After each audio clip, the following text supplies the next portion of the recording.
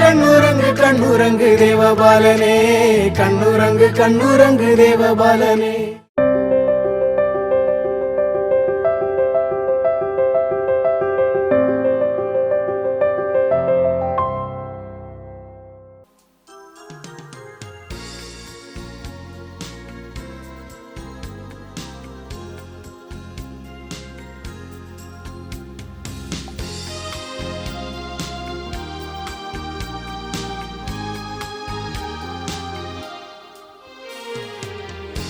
ஆலயம் இறையாலயம் அருமையான ஓவியம், ஆலயம் இறையாலயம் அருமையான ஓவியம், இறைவன் உரையும் காவியம், இறைவன் உரையும் காவியம், இணைவோம் அவரின் இல்லிடம். ஆலயம் இறையாலயம் அருமையான ஓவியம்.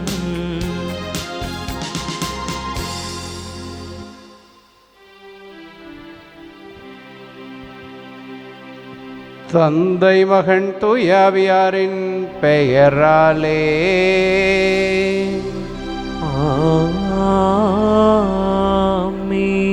நம் ஆண்டவராகிய இயேசு கிறிஸ்துவின் அருளும் கடவுளின் அன்பும் தூய ஆவியானவரின் நட்புறவும் உங்கள் அனைவரோடும் இருப்பதாக. உம் ஆன்மாவோடும் இருப்பதாக. கிறிஸ்து இயேசுவில் பிரியமான சகோதர சகோதரிகளே, அன்பான பிள்ளைகளே, உங்கள் அனைவருக்கும் இயேசுவின் நாமத்தில் என்னுடைய இனிமையான வணக்கத்தை தெரிவித்துக் கொள்கிறேன். எல்லாம் நல்லா இருக்கிறீங்களா? நலமோடு வளமோடு இருக்கிறோம் என்ற நம்பிக்கையோடு ஆண்டவருடைய அருள் துணை வேண்டி இந்த திருப்பலியிலே ஜெபிப்போம். கிறிஸ்து இயேசுனுடைய பிறப்பு விழாவை கொண்டாட நாம் தயார் செய்கின்ற போது ஆண்டவரோடு பயணம் செய்யவும் நாம் நம்மை தயார் செய்த வேண்டும். கொண்டாட்டம் என்பது ஏதோ பெயரளவில் இல்லாமல் உள்ளத்தளவிலே உணர்விலே இறைவனுடைய வார்த்தையை வாழ்வாக்கக்கூடிய ஆற்றலை பெறக்கூடிய மனிதர்களாக நாம் வாழ்வோம் என்ற சிந்தனையுதான் நமக்கு மேலோங்கி நிற்க வேண்டும். இந்த பிறப்பு விழா கொண்டாட்டம் என்பது இன்னும் நமக்கு பொறுப்புணர்வை, கடவுள் மீது கொண்டிருக்கிற நம்பிக்கையை ஆழப்படுத்துகின்ற விழாவாக இருக்க வேண்டும். அந்த ஆழம் என்பது எதிலே வெளிப்பட வேண்டுமென்றால் நமது பிறர் அன்பிலே, பிறருக்கான பணிகளிலே, சமூகத்தை உற்று நோக்குகிற போது மேம்பட்ட நிலையிலே இருக்க வேண்டும். அந்த நிலையில் இருக்கிற நம் ஒவ்வொருவரையும் இறைவன் நிறைவாக ஆசீர்வதிக்கிறார் என்ற நம்பிக்கையோடு இந்த திருப்பலியிலே நாம் கலந்து கொள்வோம். அன்புமிக்க சகோதர சகோதரிகளே, தூய மறைநீர்களை கொண்டாட நாம் தகுதி பெறும் பொருட்டு நமது பாவங்களை ஏற்றுக்கொள்வோம். எல்லாம் வல்ல இறைவனிடமும் சகோதர சகோதரிகளே, உங்களிடமும் நான் பாவி என ஏற்றுக்கொள்கின்றேன். ஏனெனில் என் சிந்தனையாலும் சொல்லாலும் செயலாலும் கடமையில் தவறியதாலும் பாவங்கள் பல செய்தேன். என் பாவமே என் பாவமே என் பெரும் பாவமே. ஆகையால் எப்போதும் கன்னியான புனித மரியாவையும் வானதூதர் புனிதர் அனைவரையும் சகோதர சகோதரிகளே உங்களையும் நம் இறைவனாகிய ஆண்டவரிடம் எனக்காக வேண்டிக் கொள்ள மன்றாடுகின்றேன். எல்லாம் வல்ல இறைவன் நம் மீது இரக்கம் வைத்து நம் பாவங்களை மன்னித்து நம்மை நிலையான வாழ்வுக்கு அழைத்து செல்வாராக. ஆமீன்.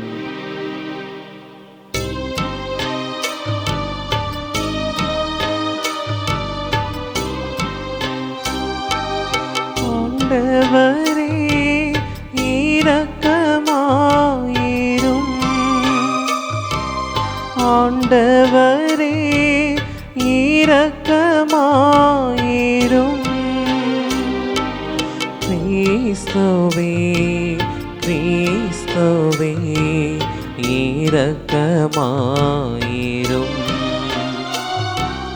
கிறிஸ்துவே கிறிஸ்துவே இரக்கமாயிரும். ஆண்டவரே இரக்கமாயிரும். ஆண்டவரே இரக்கமாயிரும், இரக்கமாயிரும்.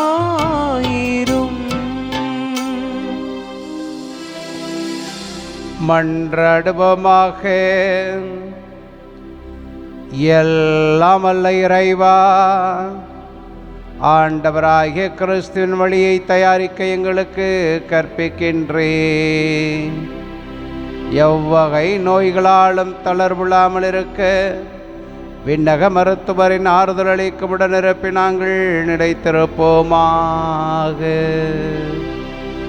உம்மோடும் தூயாவியாரோடும் இணைந்து ஆட்சி செய்கின்றோம் எங்கள் ஆண்டவராகிய கிறிஸ்து வழியாக உம்மை மன்றாடுகின்றோம்.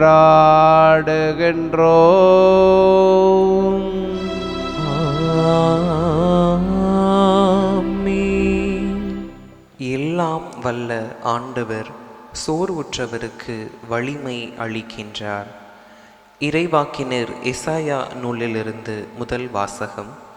அதிகாரம் 40, இறை வார்த்தைகள் 25 தொடங்கி 31 முடிய. யாருக்கு என்னை ஒப்பிடுவீர்கள்? எனக்கு நிகர்பவர் யார் என்கிறார் தூயவர். உங்கள் கண்களை உயர்த்தி மேலே பாருங்கள். அவற்றை படைத்தவர் யார்? வான்படையின் எண்ணிக்கையை விரிவாய் வெளிக்கொணர்ந்து ஒவ்வொன்றையும் பெயர் சொல்லி அழைப்பவர் அன்றோ? அவர் ஆற்றல் மிக்கவராயும் வலிமை வாய்ந்தவராயும் இருப்பதால் அவற்றில் ஒன்றேனும் குறைவதில்லை. என் வழி ஆண்டவருக்கு மறைவாய் உள்ளது, என் நீதி என் கடவுளுக்கு புலப்படவில்லை என்று யாக்கோபோ நீ சொல்வது ஏன்? இஸ்ரேலே நீ கூறுவது ஏன்? உனக்கு தெரியாதா? நீ கேட்டதில்லையா? ஆண்டவரே என்றும் உள்ள கடவுள், அவரே விண்ணுலகின் எல்லைகளை படைத்தவர். அவர் சோர்ந்து போகார், களைப்படையார், அவரது அறிவை ஆய்ந்தறிய இயலாது. அவர் சோர்வுற்றவருக்கு வலிமை அளிக்கின்றார், வலிமை இழந்தவரிடம் ஊக்கம் பெற செய்கின்றார். இளைஞர் சோர்வுற்று களைப்படைவர், வாலிபர் நிலை தடுமாறி வீழ்வர். ஆண்டவர் மேல் நம்பிக்கை வைத்திருப்பவர்களோ புதிய ஆற்றல் பெறுவர். கழுகுகள் போல் இறக்கை விரித்து உயரே செல்வர். அவர்கள் ஓடுவர், களைப்படையார், நடந்து செல்வர், சோர்வடையார். ஆண்டவரின் அருள்வாக்கு. இறைவனுக்கு நன்றி. பதிலுரை பாடல். திருப்பாடல் 103. பல்லவி. என் உயிரே ஆண்டவரை போற்றிடு.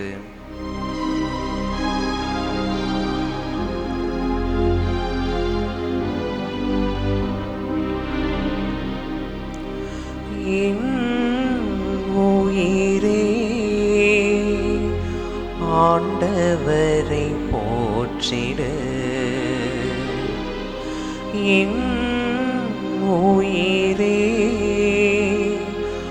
ஆண்டவரை போற்றிடு. என் உயிரே ஆண்டவரை போற்றிடு.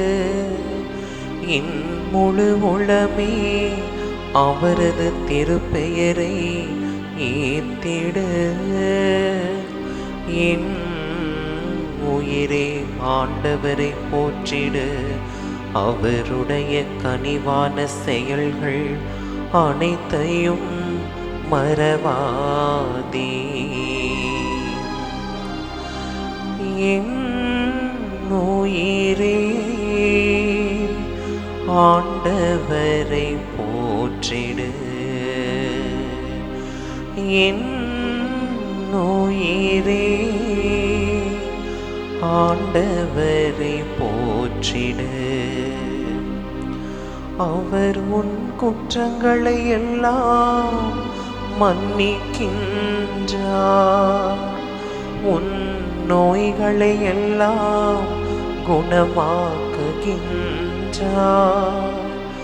அவர் உன் உயிரை படுகுழியினின்று மீட்கின்றார்.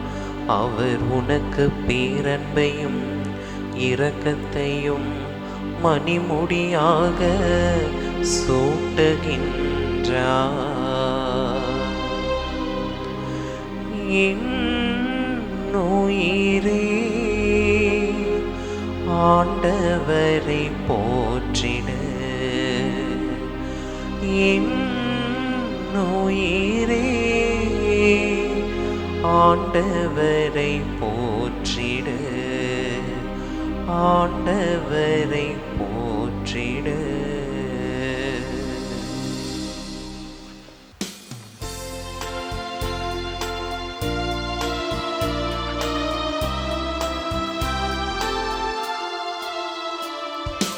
அல்லேலூயா அல்லேலூயா அல்லேலூயா அல்லேலூயா அல்லேலூயா அல்லேலூயா அல்லேலூயா அல்லேலூயா.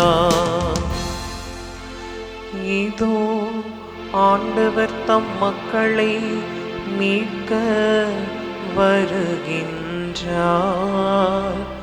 அவரை எதிர்கொள்ள ஆயத்தமாயிருப்பவர் பேறு பெற்றோர். அல்லேலூயா அல்லேலூயா அல்லேலூயா அல்லேலூயா அல்லேலூயா. ஆண்டவர் இயேசு உங்களோடு இருப்பாராக. உம்மாவோடும் இருப்பாராக. மத்தேயு எழுதிய நற்செய்தியிலிருந்து வாசகம். ஆண்டவரே மாட்சி உமக்கே. இயேசு கூறியது, பெருஞ்சுமை சுமந்து சோர்ந்திருப்பவர்களே, எல்லாரும் என்னிடம் வாருங்கள், நான் உங்களுக்கு இளைப்பாறுதல் தருவேன். நான் கனிவும் மனத்தாழ்மையும் உடையவன். ஆகவே என் நுகத்தை உங்கள் மேல் ஏற்றுக்கொண்டு என்னிடம் கற்றுக்கொள்ளுங்கள். அப்பொழுது உங்கள் உள்ளத்திற்கு இளைப்பாறுதல் கிடைக்கும். ஆம், என் நுகம் அழுத்தாது, என் சுமை எளிதாய் உள்ளது. ஆண்டவரின் அருள்வாக்கு. கிறிஸ்துவே உமக்கு புகழ். கிறிஸ்துவில் பிரியமான சகோதர சகோதரிகளே, அன்பான பிள்ளைகளே, ஆண்டவர் இயேசுனுடைய பிறப்பு விழாவை கொண்டாட நாம் தயார் செய்து கொண்டிருக்கிறோம்.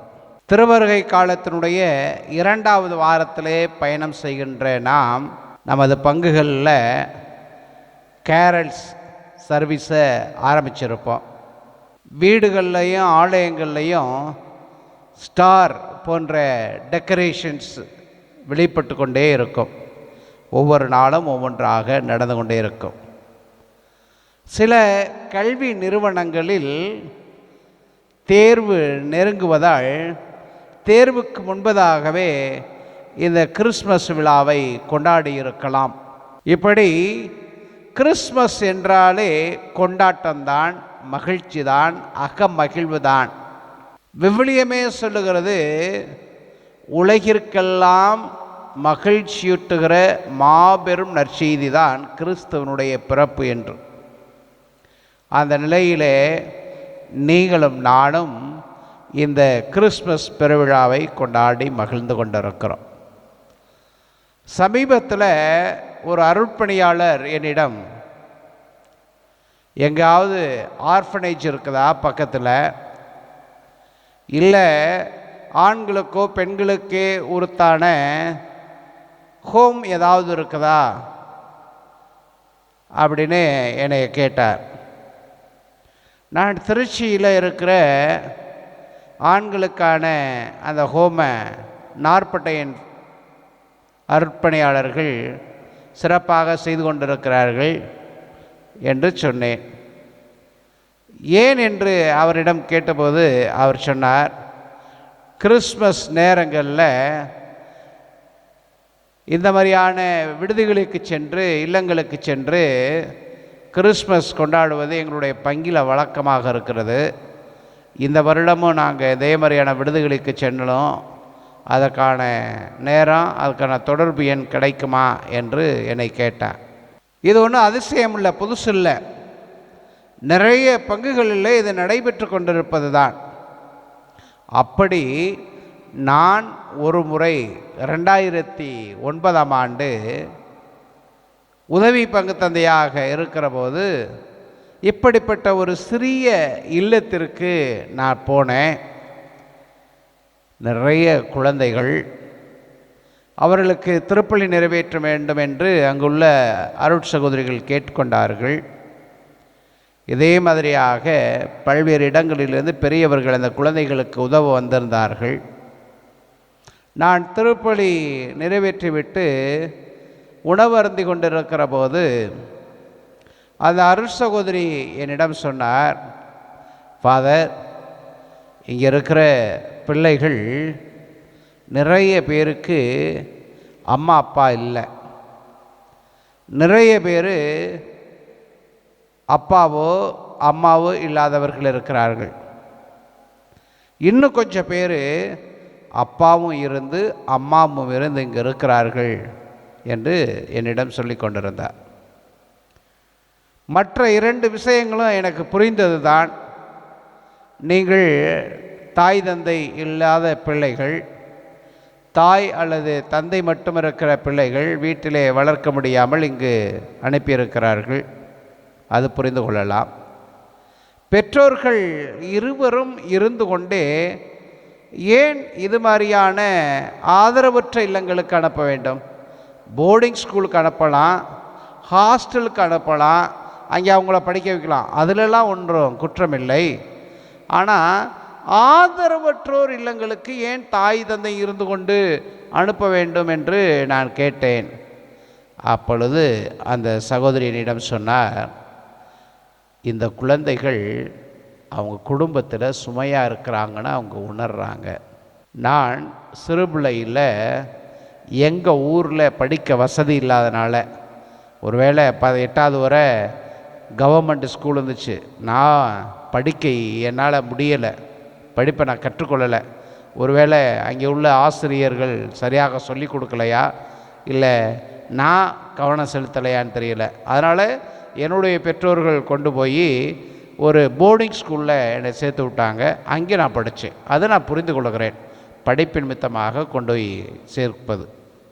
ஆனால் பிள்ளையானவன் சுமையாக தாங்கள் ஆசையோடு பாசத்தோடு நேசத்தோடு தங்களுடைய திருமண அருள் வாழ்வினுடைய அருட்கனியாக கொடையாக திருமண அருள் வாழ்வினுடைய அந்த ஜபத்தில் குருவானவர் வாசிக்கிறது போல கடவுளுடைய படைப்பாற்றலிலே நீங்கள் பங்கு பெறுகிறீர்கள் என்ற ஆசீர்வாதத்தோடு படைப்பாற்றலினுடைய விளைவாக பெற்ற குழந்தையை சுமையாக இருக்கிறார்கள் என்று சொல்லி ஆதரவற்ற இல்லங்களிலே சேர்த்திருப்பது எனக்கு ஏதோ நெருடலாக இருந்தது.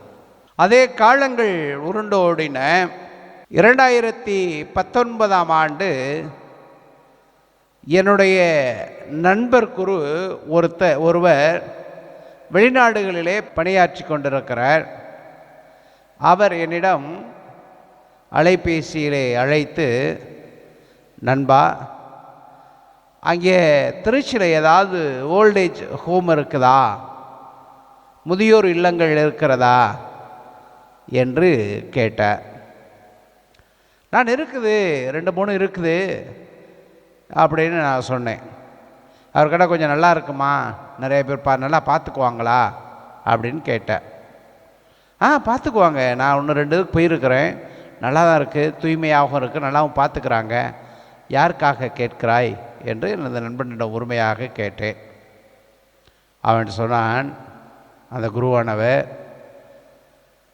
என்னுடைய அம்மா அப்பாவுக்கு தான், அப்பாவையும் அம்மாவையும் கொண்டு போய் ஹோமில் சேர்த்துடலான்னு நான் நினைக்கிறேன், முதியோர் இல்லங்களில்.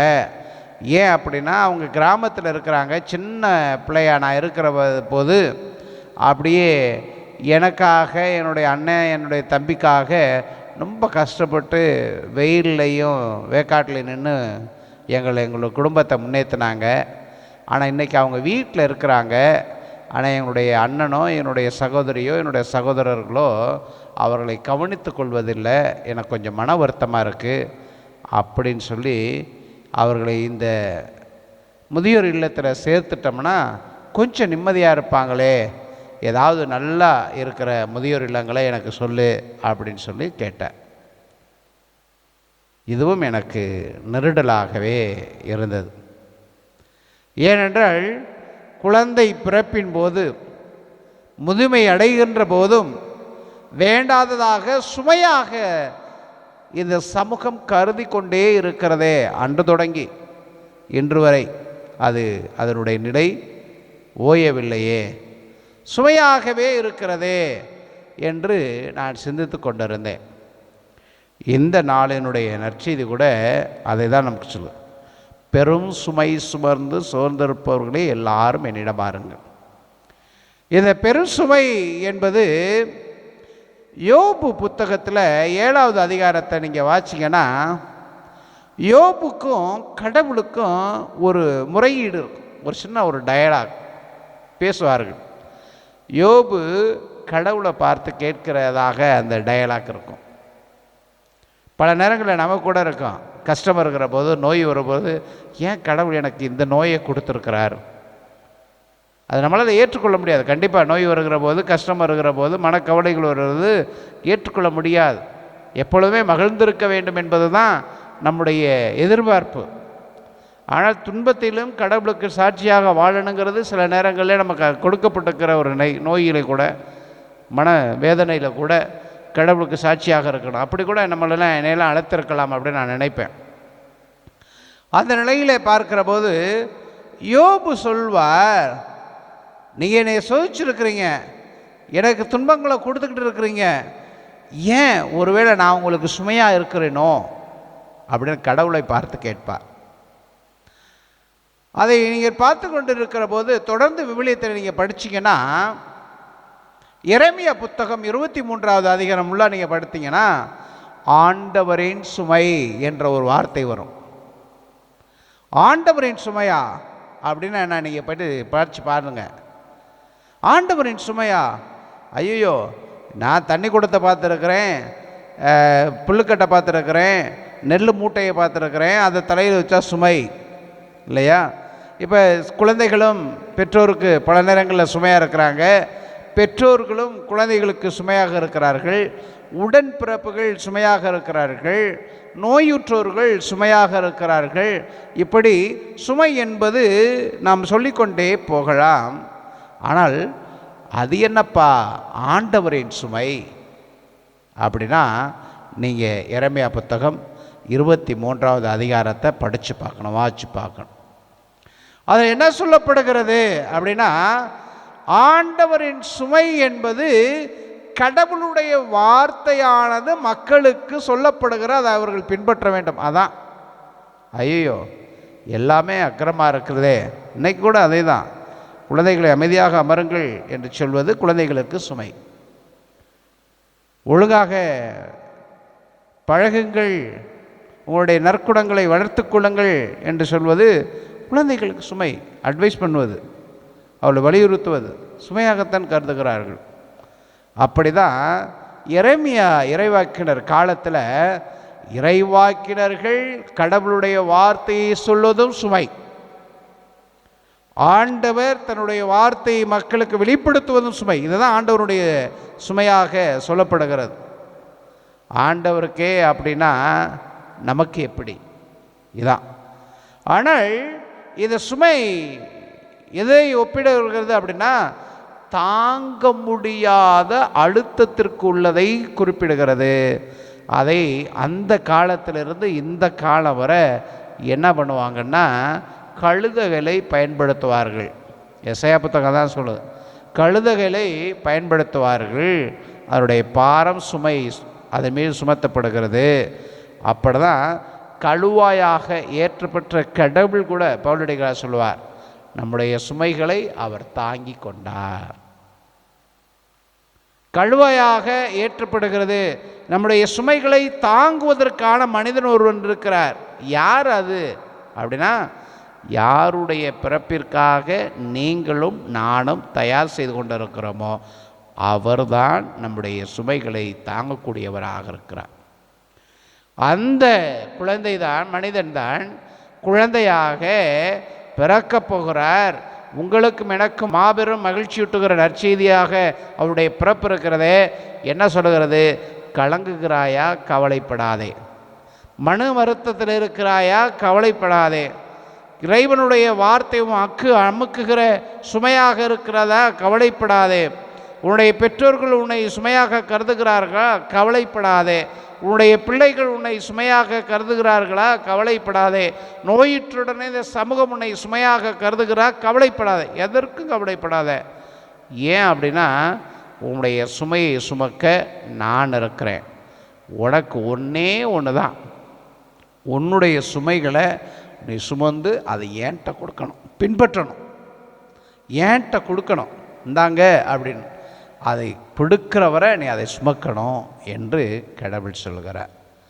நீங்களும் நானும் நம்மளுடைய சுமைகளை சுமந்து கடவுளிடம் ஒப்படைக்கிற போது அவர் அருளுகிற மீட்பு, அவர் கொடுக்கின்ற மகிழ்ச்சி நமக்கு நிறைவாக கிடைக்கும் என்ற நம்பிக்கையோடு இந்த திருப்பலியிலே பங்கெடுப்போம்.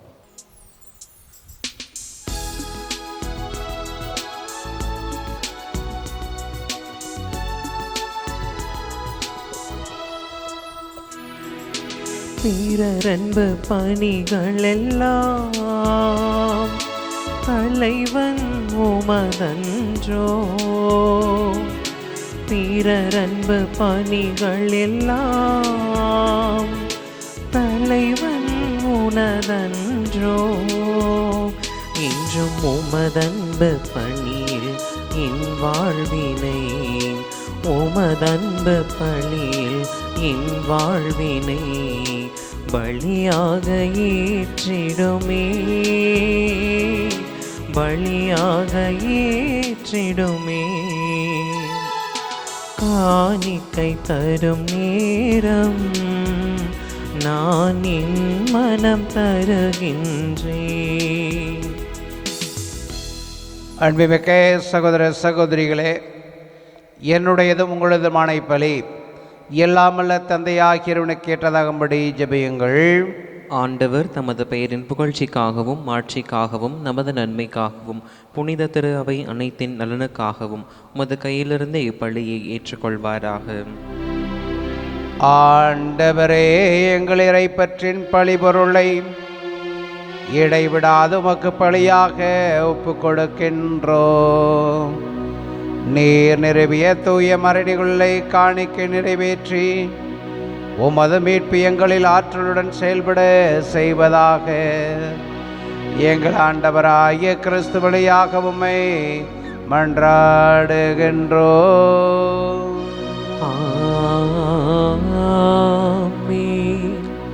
ஆண்டவர் உங்களோடு இருப்பாராக. உம்மான்மாவோடும் இருப்பாராக. இதயங்களை மேலே எழுப்புங்கள். ஆண்டவரிடம் எழுப்பியுள்ளோ. நம் இறைவனாகிய ஆண்டவருக்கு நன்றி கூறுவோம். அது தகுதியும் நீதியும் ஆனதே. ஆண்டவரே, தூயவரான தந்தையே, என்றும் ஆளும் எல்லாமல்ல இறைவா, எங்கள் ஆண்டவராகிய கிறிஸ்து வழியாக என்னாலும் இவ்விடத்தில் நாங்கள் உமக்கு நன்றி செலுத்துவது மெய்யாகவே தகுதியும் நீதியுமாகும், எங்கள் கடமை மீட்புக்குரிய செயலுமாகும். கிறிஸ்து தம்மையை தாழ்த்தி உடல் எடுத்து முதன்முறை வந்தபோது தொடக்கத்திலிருந்தே நீர் வகுத்த திட்டத்தை நிறைவேற்றி முடிவில்லா மீட்பின் வழியை மீண்டும் எங்களுக்கு திறந்து வைத்தார். எனவே அவர் மறுமுறை தம் மாண்புக்குரிய மாட்சியுடன் வரும்பொழுது இறுதியில் வெளிப்படும் நீர் வாக்களித்த மீட்பை மது கொடை என பெற்றுக்கொள்வோம். அதையே நாங்கள் இப்பொழுது விழிப்பாயிருந்து துணிவுடன் எதிர்பார்த்திருக்கின்றோம்.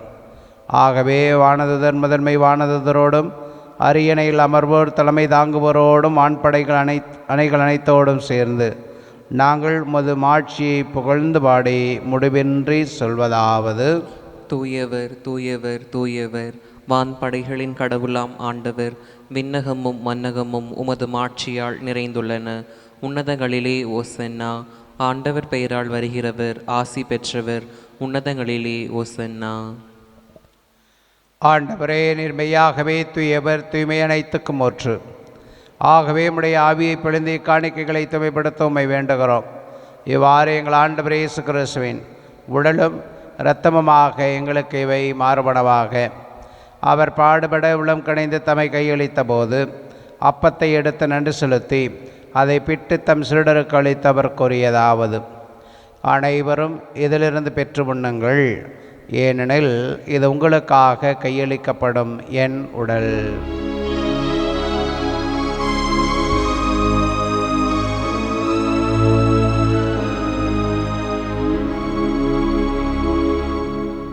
அவனமே இரவு விருந்தை அருந்திய பின் கிண்ணத்தை எடுத்த மீண்டும் நமக்கு நன்றி கூறி தம் சீடர்களுக்கு அளித்து அவர் கூறியதாவது: அனைவரும் இதிலிருந்து பெற்று பெறுகுங்கள், ஏனெனில் இது புதிய நிலையான உடன்படிக்கைக்குரிய என் இரத்தத்தின் கிண்ணம். இது பாவ மன்னிப்புக்கென்று உங்களுக்காகவும் பலருக்காகவும் சிந்தப்படும். இதை என் நினைவாக செய்யுங்கள்.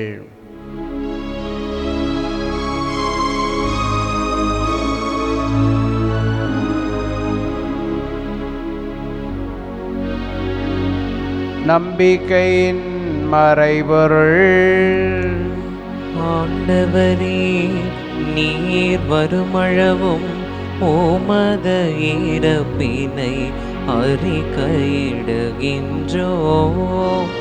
உமது உயிர்ப்பினையும் எடுத்துரைக்கின்றோம். ஆகவே ஆண்டவரே, நாங்கள் கிறிஸ்துவின் இறப்பினையும் உயிர்ப்பினையும் நினைவு கூர்ந்து வாழ்வு தரும் அப்பத்தையும் மீட்பளிக்கும் கணத்தையும் ஒப்புக் கொடுக்கிறோம். திரும்ப நின்று ஊழியம் புரிய தகுந்தவர்கள் என எங்களை ஏற்றுக்கொண்டீர். எனவே உமக்கு நன்றி செலுத்துகிறோம். மேலும் கிறிஸ்துவின் உடலிலும் இரத்தத்திலும் பங்கு கொள்ளும் எங்களை தூய ஆவியார் ஒன்று சேர்க்க வேண்டுமென மை தாழ்மையுடன் மன்றாடுகிறோம். ஆண்டவரே, உலகெங்கும் பரவிருக்கும் அது திராவையை நினைவு கூர்ந்தருளும். எங்கள் திருத்தந்தையிலேயோ எங்கள் ஆயர் ஆரோக்கியராஜ் எல்லா திருநிலையினர் எங்கள் ஒரே குடும்பமாக கூடி ஜபிக்கிற உமது அன்பான பிள்ளைகளாகிய அனைவரோடும் உமது திரு அவை அன்பில் நிறைவு பெற செய்தருளும். உயர்த்தலும் எதிர்நோக்குடன் தொழில்களும் எங்கள் சகோதர சகோதரிகளையும் இறந்தோர் அனைவரையும் இரக்கத்துடன் நினைவு கூர்ந்து உமது திருமுக ஒளியினுள் ஏற்றருளும். எங்கள் அனைவர் மீதும் இரக்கமாயிரும். கடவுளின் கன்னித்தாயான புனித மரியாம், அவருடைய கணவரான புனித யோசேப்பு, புனித திருத்துதர்கள், புனித அன்னைத்தரசள், இவ்வுலகில் முக்கந்தவராயிருந்தோராகிய புனிதர் அனைவருடனும் நாங்கள் நிலை வாழ்வில் பங்கு கொள்ளும் தகுதி பெற்று உமது திருமகன் இயேசு கிறிஸ்து வழியாக உம்மை புகழ்ந்தேத்து மரமருள உம்மை மன்றாடுகிறோம்.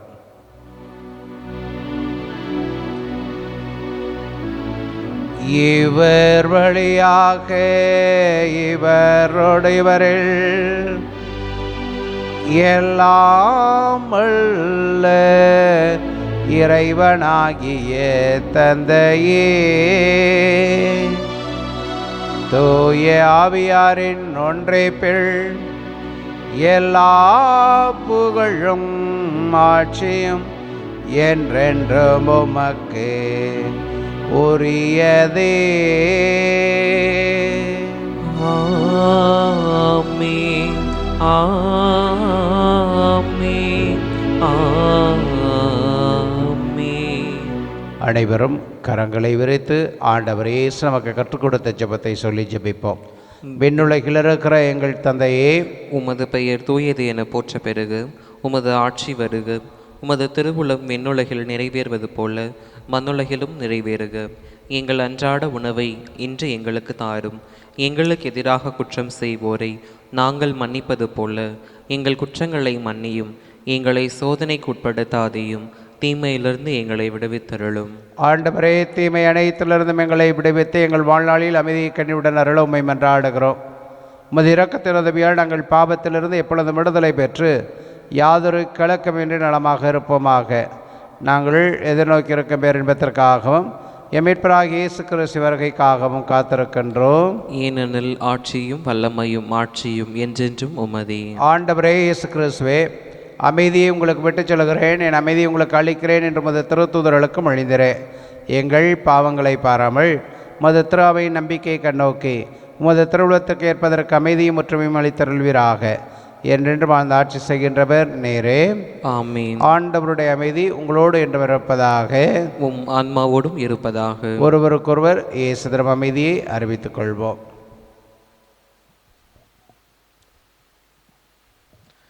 உலகின் பாவங்களை போக்கும் இறைவனின் செம்மறியே, எங்கள் மேல் இரக்கமாயிரும். உலகின் பாவங்களை போக்கும் இறைவனின் செம்மறியே, எங்கள் மேல் இரக்கமாயிரும். உலகின் பாவங்களை போக்கும் இறைவனின் செம்மறியே, எங்களுக்கு அமைதியை அளித்தருளும். இதோ இறைவனின் செம்மறி, இவரே உலகின் பாவங்களை போக்குகிறவர். இச்செம்மறி திருவிருந்து கழிக்க பெற்ற நாம் அனைவரும் பேறு பெற்றோர். ஆண்டவரே, நீர் நிலத்தில் எழுந்தருள நான் தகுதியற்றவன்.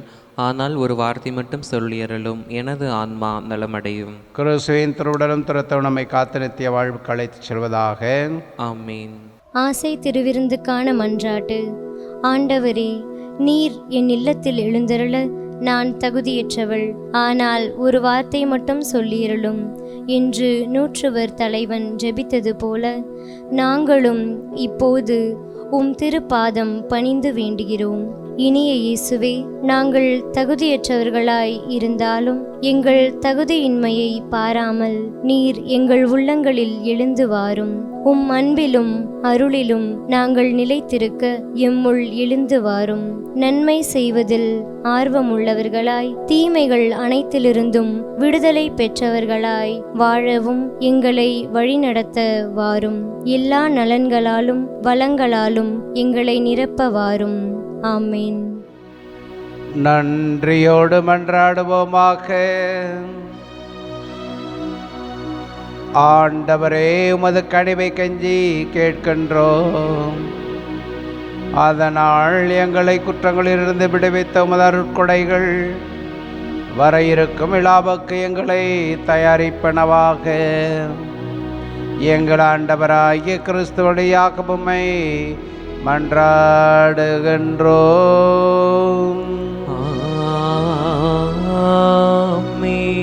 ஆண்டவர் உங்களோடு இருப்பாராக. உம் ஆன்மாவோடும் இருப்பாராக. எல்லாம் அல்ல இறைவன் தந்தை, மகன், தூயாவியா நம் அனைவரையும் நிறைவாக ஆசிர்வதிப்பாராக. ஆமென். என்றும் மகிழ்வுடன் வாழ சென்று வாருங்கள். திருப்பலி முடிந்தது. இறைவனுக்கு நன்றி.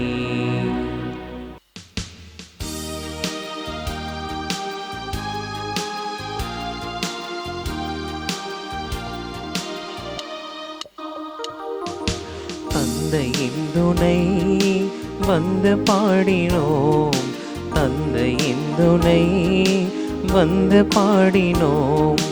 உந்தன் மைந்தர் சொந்தம் என்று காத்திடாய், உந்தன் மைந்தர் சொந்தம் என்று காத்திடாய். அந்தி காலை வந்த வேளை வந்து உதவி தந்திடாய், அந்தி காலை வந்த வேளை வந்து உதவி தந்திடாய்.